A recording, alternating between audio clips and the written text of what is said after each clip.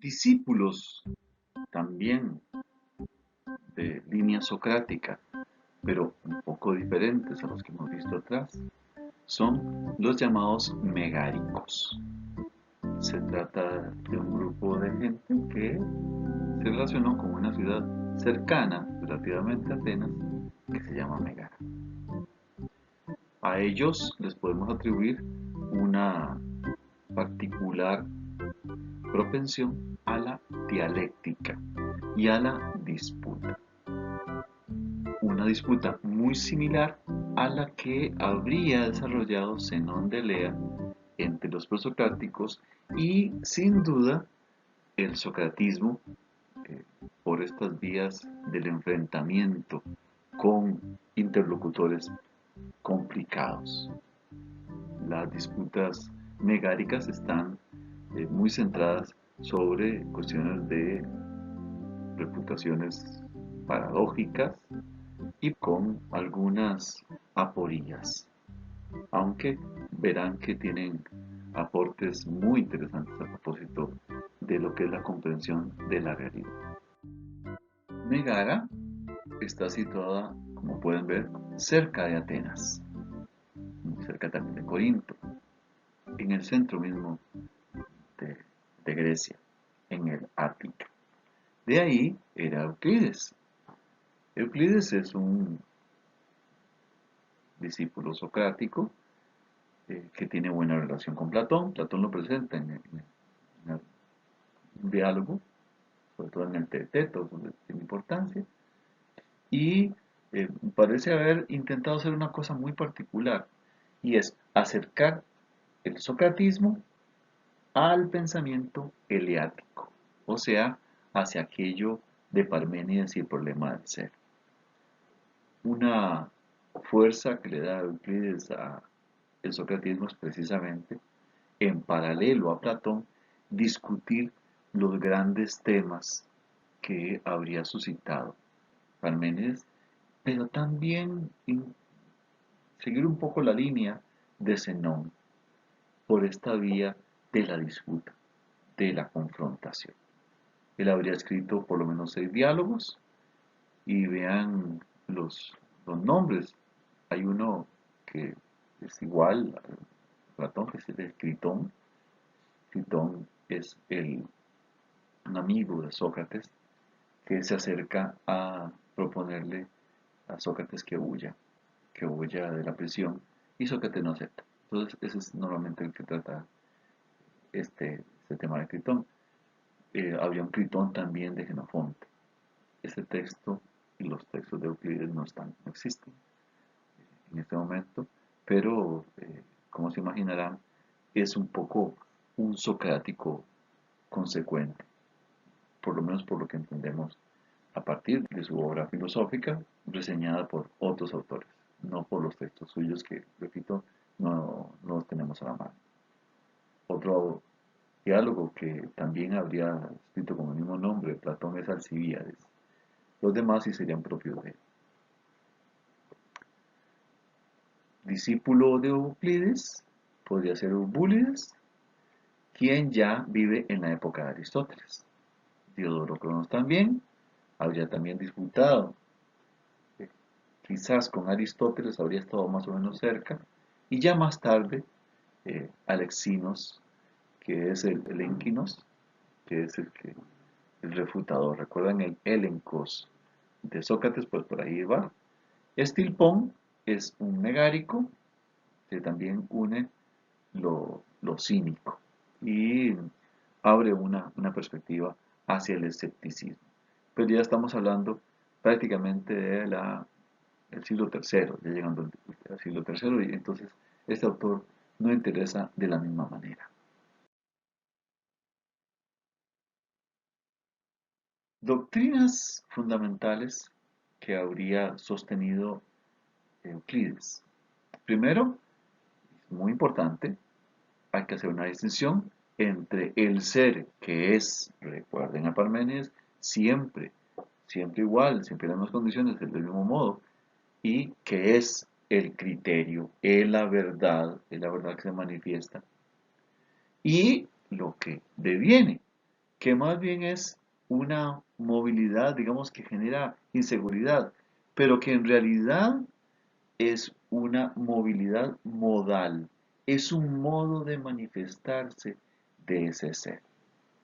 Entonces, lo que hay que entender es cómo el devenir, por ser él puramente devenir, por ser puramente cambiante, pues eso debe ser refutado. Si lo entendemos como un modo del ser, entonces es otra cosa. Voy a leer entonces este pasaje para que lo revisemos. Se defiende muy discretamente desde cierto lugar elevado e invisible, sosteniendo vehementemente que la verdadera realidad consiste en ciertas formas inteligibles e incorpóreas. Este es un texto tomado de Platón. Desmenuzando en pequeños fragmentos sus razonamientos, tanto en los cuerpos de aquellos como en la verdad de que ellos hablan, sostienen que eso no es la realidad, sino apenas un devenir fluctuante. O sea, la realidad esta que tenemos acá no es lo sostenible, no es lo verdadero, es puro devenir. Pero, digámoslo así, el fundamento de ella tiene validez. Esto es un modo de darse. Esto lo habría sostenido, casi sin duda, este Euclides. Dirá el sofista, texto que ustedes tienen que leer, un amigo de las ideas, un amigo de Parménides.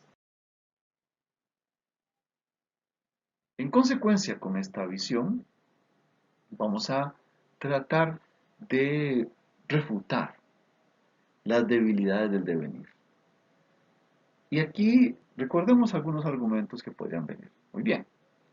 Uno es, a propósito del devenir, el sentido de qué es lo mucho. Hablando de lo mucho, vean la complejidad de lo mucho. Uno suele decir, mira, y a propósito de ese calvito que está ahí, que es el famoso tío Lucas de la familia Adams. Dice, bueno, si le aparece un pelo, para él puede ser muchísimo, porque no es calvo, es mucho. Si le aparecen dos, es mucho pelo. Y tres, ni se diga.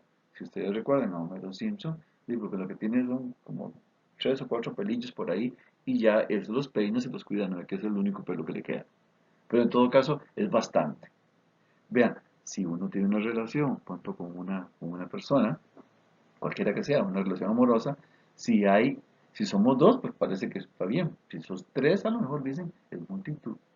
Entonces eso de mucho o poco es totalmente relativo, no sostenible. ¿Cuándo es calva una persona? Si tiene dos pelos es calva. No sé. Si se los cortó es calvo. O si lo que tiene nada más en las orejitas es calvo. Realmente no. Entonces ¿verdad? Los cambios a propósito de la definición de la realidad siempre son complicados. Algo más a propósito de esto. Vean que agregar un granito, eso lo habíamos visto también con Zenón de Lea. Agregar un granito es a propósito de eso de Eubulides. Poco a poco, poco a poco, poco, parece que no añade nada. Y sin embargo puede ser muy significativo, porque puede ser aquello que acabe con algo o que lo conforme. Y eso es una señal clara de que esto de conformar o de formar o destruir es un supuesto, no es sostenible en el tiempo.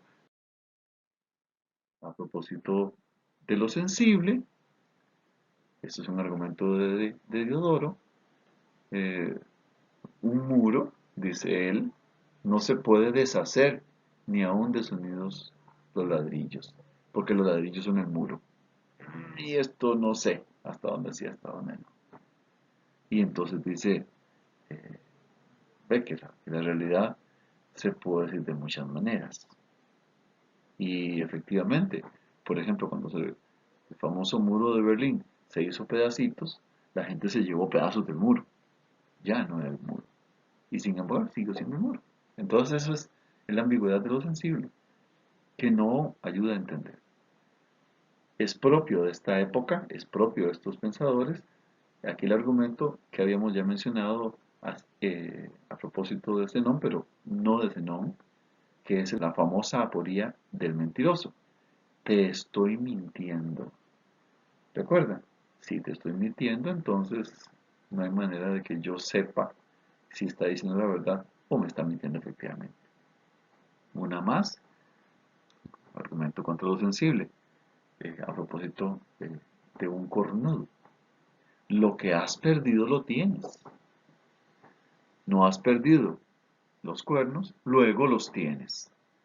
Sí, por supuesto, entonces con esa modalidad, por supuesto, todo se vuelve muy particular en su comprensión y en su representación. Lo real debe estar en otra parte. Esto que vemos, que deviene, lo que permite sí es jugar a muchos discursos, a muchas posibilidades.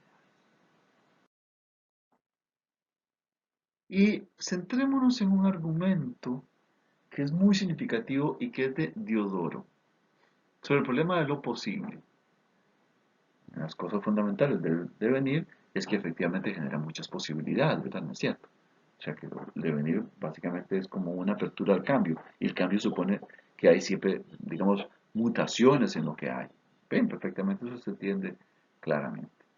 Pues el problema central es que pareciera que el devenir supone que hay algo y luego ya no es, o que hay algo y luego cambia, y entonces lo posible ahí cambia. Bueno, dice Diodoro Cronos una tesis muy particular. Lo potencial debería corresponder con el devenir, no con el ser. Pero el devenir corresponde con la materia, y eso equivaldría al no ser, porque la materia se deshace, son apariencias, ¿no? Bueno, pero lo potencial existe. Existe la posibilidad de que algo pueda llegar a ser, aunque no sea en este momento. Quizás habría que decir que sí y no. Sí, no es la tercera vía de Parménides. Esa sí y no, esa respuesta o esa propuesta de sí y no resulta inadecuada. Lo único que podemos decir es que lo que es está en acto, está dándose. Y eso que se da es lo que es y es necesario. El devenir, eso que llamamos devenir, esa posibilidad de no ser, no se está dando, no es. Eso quiere decir, para decirlo más claro, es que lo posible, en cuanto posible, solo sería posible si efectivamente es. Parece un juego de palabras, pero no lo es tanto. Lo explico. Solo puede ser lo que llega a ser. Lo que no llega a ser no fue posible. Por lo tanto, en realidad no se podría dar. Es decir, yo puedo ser un basquetbolista de 2 metros. No. Pero si estuviera comiendo no, un 20. No, no puedo. Yo no paso de 1,70 m. Cuanto eso que hace poniéndome tacones. Entonces, como yo no paso de eso, ¿para qué estar aspirando a unas cosas que no corresponden? Eso no es posible para mí. Lo único posible fue lo que realmente se dio. Y como eso es lo posible, en consecuencia, lo único que hay es lo que es. Y eso es lo que debe mantenerse. A propósito de lo posible, insistamos entonces. Vamos a argumentarlo. 1. Es necesario que cada hecho cumplido sea verdadero. Es cierto. Es verdadero lo que se está dando. De lo posible, que se dice en griego dinaton, no se sigue lo imposible. O sea, yo no podría generar un imposible de algo posible.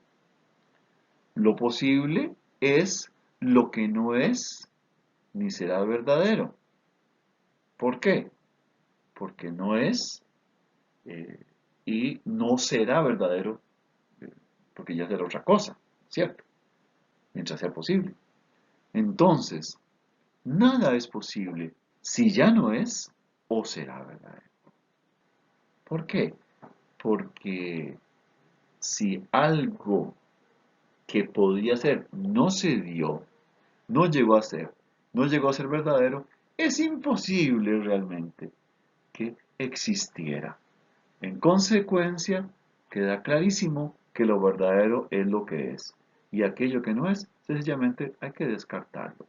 Y aquello que puede ser, en cuanto puede ser, solo si llega a ser, era realmente. Si no, no es.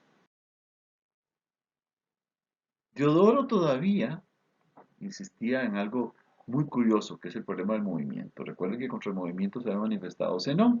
Tenemos una serie de argumentos muy interesantes y todo lo demás, ¿no? Pues Diodoro había señalado algo, digamos, similar. Un cuerpo indivisible debe estar en un espacio indivisible, eso para que sea tal, ¿no? Y en eso no se mueve. Un móvil está en un lugar y eso no se mueve. Y lo que está en un lugar debería mantenerse en ese lugar en cuanto se está dando.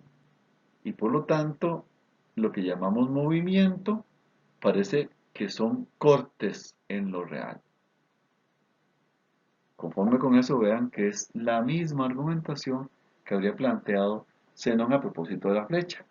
La flecha va caminando en cada uno de los instantes como se va caminando.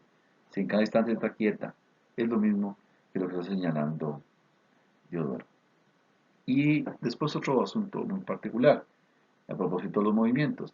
Hay un movimiento que llamamos preponderante, ¿no? Cuando se da movimiento preponderante es que las partes se mueven, pero no se mueve el todo, como se supone que sostenían algunos pensadores a propósito del universo.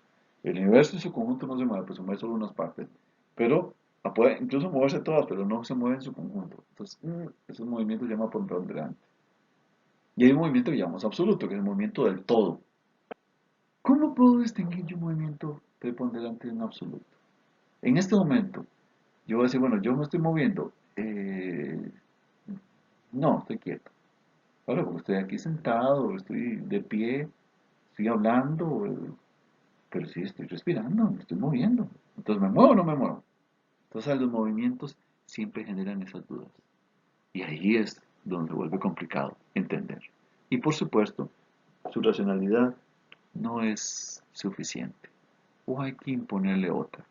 Y por supuesto, esa otra va a tener que ser algo muy distinto de lo que tenemos nosotros en nuestras físicas presentes.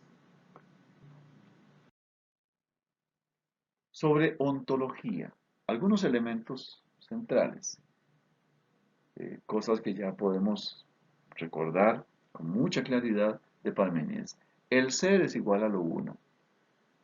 eh, y en consecuencia, si eso es el ser, pues lo que llamamos diversidad, lo que llamamos muerte, lo que llamamos movimiento, pues eso no es.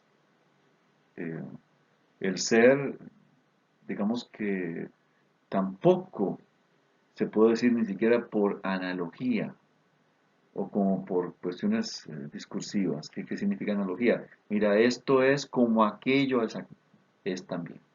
No, eso no. Las distinciones esas es como multiplicar los entes. Si lo que hablamos es del ser, hablamos de una identidad muy clara y contundente. Y esto puede tener diferentes nombres. Puede ser que sea el ser, sea una inteligencia, que sea Dios, que sea lo uno, que sea la virtud, pero siempre será lo mismo. En cambio, esas diversidades, no. Entonces, fíjense lo que es central. Lo que yo veo como multiplicación realmente es falta de comprensión. Yo debería identificar, centrarme y a eso dirigir mi pensamiento en la perspectiva esta ontológica.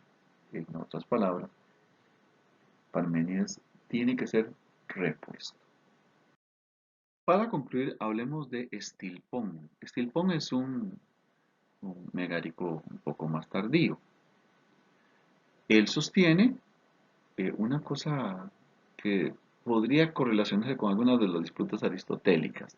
Voy a mencionar muy rápidamente, aunque esto ameritaría tiempo para discusión. La primera cosa es que para él no existen las ideas, sino que lo que existen son realidades concretas, o sea que no hay ningún mundo trascendente. Eso es un poco contra Platón. Ahora, cuando nosotros hablamos del mundo, hablamos con cierta predicación. Yo, por ejemplo, digo, Luis es bajo, Luis es malo, Luis es una persona, etcétera, etcétera, ¿verdad? Bueno, cuando nosotros predicamos de algo, predicamos de realidades concretas. No podemos predicar desde contenidos externos. Y por lo tanto, el ser es lo que es, esto que está aquí. Pero yo lo que debería de explicitar cuando digo algo es aquello que es analítico, es aquello que se puede decir de esta cosa desde sí misma y no desde otros. Por lo tanto, el ser es aquello que es predicable desde sí mismo. Y en consecuencia con eso hay una cierta identidad de lo que es. Por ejemplo, a propósito de lo pleno ser o el pleno bien, por ejemplo, se supone que no debería ser pasible, no sentiría, no tendría otras cosas externas, porque hay una identidad misma en cada individuo singular. Y finalmente, en correspondencia con eso, si nosotros hablamos de los sabios se bastan a sí mismos, no necesitan nada externo. ¿Por qué? Porque esa externalidad supone una, digamos, una disputa respecto, una relación respecto de otredades, extrañezas, y no el centro fundamental de la identidad de lo que es. Vean, este entonces es un pensamiento muy curioso, digamos, exótico para lo que hemos visto hasta ahora, porque al final Stilpon nos hace un poquito como los cínicos, en este sentido de la autosuficiencia y de la falta de relación para con lo demás. Y por lo tanto una comprensión muy particular del sí mismo. Con eso concluimos nuestro repaso de los socráticos menores.